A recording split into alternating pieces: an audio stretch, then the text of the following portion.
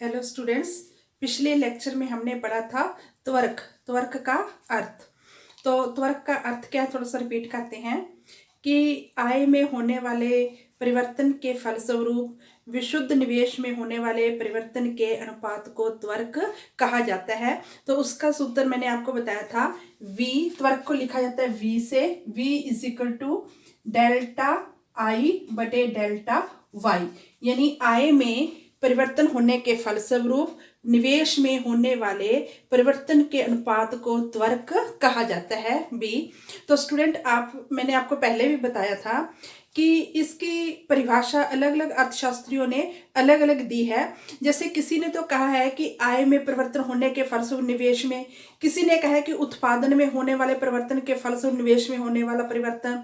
तो ये आपने कंफ्यूज नहीं होना, क्योंकि आप पहले पढ़ चुके हो कि जितना देश में सकल राष्ट्रीय उत्पाद होता है उतन उसके मूल्य को ही सकल राष्ट्रीय आय कहा जाता है। और उसी आय को खर्च करके, चाहे वो उपभोग वस्तुओं पर खर्च किया जाए चाहे पूंजीगत वस्तुओं पर खर्च किया जाए, उसको बोलते हैं सकल राष्ट्रीय व्यय। तो ये तीनों सकल राष्ट्रीय आय, सकल राष्ट्रीय उत्पाद का मूल्य और सकल राष्ट्रीय व्यय जो बराबर होते हैं, इनमें समानता होती है। ये आप सेकंड यूनिट में राष्ट्रीय आय वाले चैप्टर में पढ़ चुके हैं।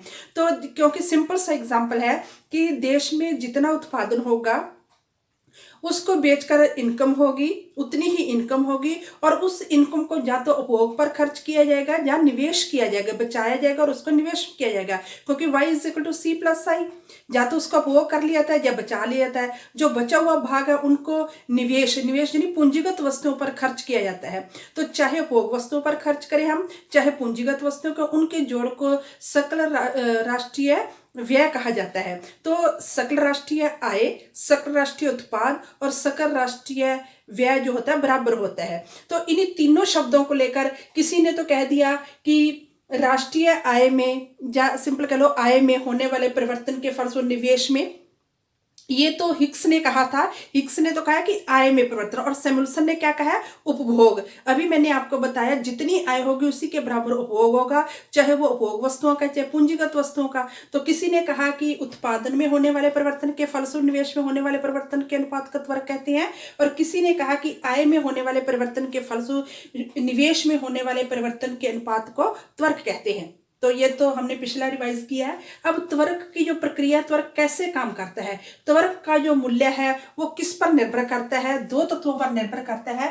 पहला है पूंजी उत्पादन अनुपात, कैपिटल आउटपुट रेशो। ये क्या होता है कि एक इकाई उत्पादन करने के लिए कितनी पूंजी की आवश्यकता है, वो होता है कैपिटल आउटपुट रेशो। दूसरा है पूंजीगत पदार्थों की प्रतिस्थापन अवधि। त्वरक का मूल्य किस पर निर्भर करता है, पूंजीगत पदार्थ। पूंजीगत पदार्थ क्या होते हैं, जैसे कोई मशीनरी है जो आगे उत्पाद के कार्यों में प्रयोग होते हैं। तो ये मशीनरी है कि प्रतिस्थापन अवधि। सपोज हमने क्या लिया, कोई फैक्ट्री लगाई, उस पर हमने मशीनरी लगाई, हमने ये अनुमान लगा लिया कि ये मशीन 10 वर्ष तक चलेगी, ठीक है। लेकिन परिस्थिति वर्ष वो 3 वर्ष चलती है, 4 वर्ष चलती है, तो उस वर्ष के बाद हमने उसको रिप्लेस करना है, तो उस पर जो खर्च करना पड़ेगा वो भी एक प्रकार का इन्वेस्टमेंट है। और इस तरह के इन्वेस्टमेंट को क्या कहते हैं, प्रतिस्थापन निवेश, ठीक है। तो पूंजी उत्पाद अनुपात और पूंजीगत पदार्थों की प्रतिस्थापन अवधि पर जो है वो त्वरक का मूल्य निर्भर करता है, यानी ये दो चीजें त्वरक के मूल्य को निर्धारित करती हैं। अब त्वरक को एक तालिका की सहायता से हम समझते हैं। आपने ये तालिका बनानी है, ये समय दिया गया है, टी है प्रचलित वर्ष, टी प्लस वर्ष उससे अगला वर्ष, टी प्लस 2 उससे अगला वर्ष, टी प्लस 3 उससे अगला वर्ष। तो टी क्या है, प्रचलित वर्ष। यहां आपने टेबल में केवल ये कुल उत्पादन को याद करना है, 100, 110, 130, 140, 130, 110। ये भी स्टूडेंट ध्यान रखना, आपने फर्स्ट ईयर में पढ़ा था कि कुल उत्पादन पहले बढ़ता है, फिर उच्चतम सीमा आने के बाद उसके बाद घटना शुरू हो जाता है। तो आपने इसी तरह से बनाना है, शुरू में 100, 110, 130, 140, बढ़ने के बाद फिर वो घटेगा, ठीक है। अब आपने वांछित पूंजी क्या होती है कि एक इकाई उत्पादन करने के लिए कितनी पूंजी की आवश्यकता है, वो को बताता है त्वरक V3। V का मान हमने किया 3, इसका मतलब एक इकाई उत्पादन करने के लिए 3 पूंजी की जरूरत है। V कितना है 3। प्रतिस्थापन व्यय, ये प्रतिस्थापन व्यय हम मानकर चलते हैं और इसको मान लिया हमने 30 जो स्थिर रहता है। फिर ये विशुद्ध निवेश कैसे निकलेगा, ये अपने आप ही निकलाएगा। अब ये देखो ये 100 है, ठीक है। अभी मैंने आपको एक बताया था कि V equal to delta I बटे डेल्टा Y, Y लिख लो चाहे I कह लो चाहे उत्पादन, एक ही बात है ना।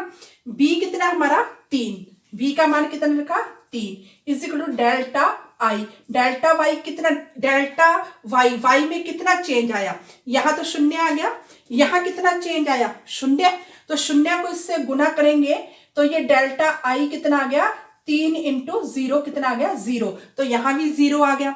फिर क्या है आगे क्या है, यहाँ कितना चेंज है 10 का, मान लो V हमारा कितना है, कितना मानना हमने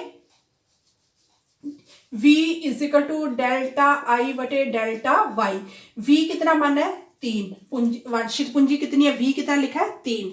फिर कितना चेंज आया, डेल्टा I निकालना हमने, डेल्टा Y कितना चेंज आया, 110 में से 100 गए कितना आया 10, तो यहाँ 10 लिखेंगे, ये क्रॉस मल्टीप्लाई हो जाएगा, डेल्टा I कितना आ गया 30, तो यहाँ पे हमने 30 लिख लिया।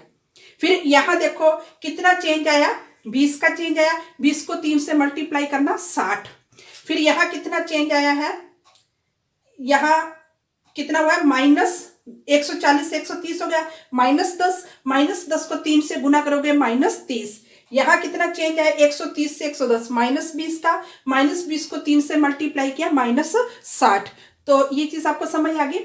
अब वांछित पूंजी, 1 इकाई उत्पादन करने के लिए 3 इकाई पूंजी चाहिए, तो 100 इकाई उत्पादन करने के लिए कितनी होगी 300। फिर इसको गुना कर दो, 300 330, 130 को 3 से गुना किया 390, 140 को 3 से गुना किया 420, 130 को 3 से गुना किया 390, 110 को 3 से गुना किया 330।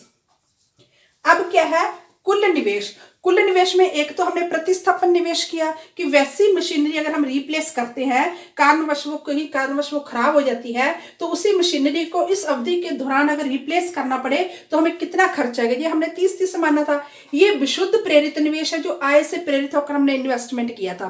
तो इन दोनों को अगर हम जोड़ देंगे तो ये कितना आ गया 30 30 60 90 60 30 0 -30, ठीक है। अब चाहे आप देख लो कि आय में कितना परिवर्तन हुआ और निवेश में उसके कारण परिवर्तन, अगर उसको हम कट करेंगे तो ये देखो निवेश में कितना आया 30 और इसमें आया 10, 30 को 10 से डिवाइड किया 3। अगर ये हम वांछित V का मान अगर हम बदल देंगे यानी पूंजी उत्पादन अनुपात बदल जाएगा तो ये तालिका भी बदल जाएगी। तो ये तालिका इस आधार पर बनी है कि 1 इकाई उत्पादन करने के लिए हमें 3 इकाई पूंजी की आवश्यकता है। तो ये तालिका में स्पष्ट हो गया कि त्वरक क्या है।